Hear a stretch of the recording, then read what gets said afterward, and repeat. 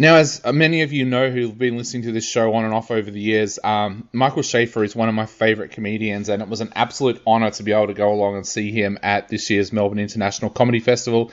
He's got a show on called 110%, and let's just say that he puts 110% into this show. I know that's a really horrible cliche, a horrible pun, but hey, it's the best way to describe this show.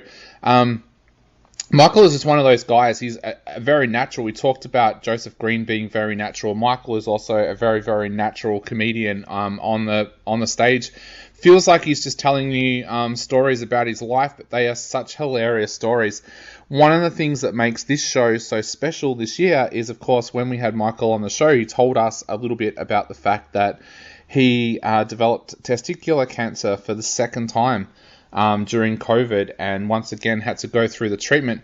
Now, on the night that I was at the show, he actually had some of the people there that helped save his life, which made the show so much more special because he was able to tell some absolutely fantastic jokes that were kind of like aimed at these people, like not in a bad way, but things like, man, imagine how bad they're going to feel if they like watch this and they think, man, he sucked. Should we have saved him?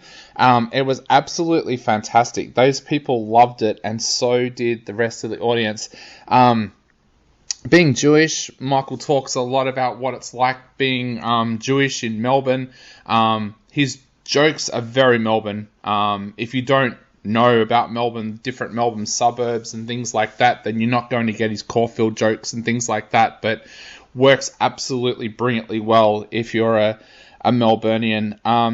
Like I said, Michael is just a natural born storyteller, and that works so well for his style of comedy. He's one of those comedians where you never really know what the next joke is going to be about, because he'll, as he talks about one story, something else will come into his head and he'll start to talk about that. I love that because it means that the show flows.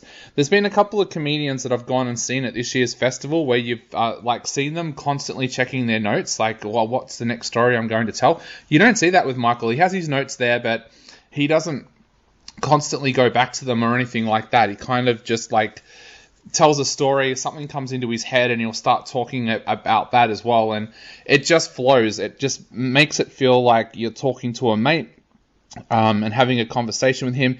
You laugh a lot with Michael's shows. He's one of those comedians that there's no dull patches ever in the show. Just about every punchline that he delivers, you're going to laugh at. So yeah, if you really want to have a lot of fun at this year's comedy festival, go and check out Michael Shafar's show because it is absolutely fantastic.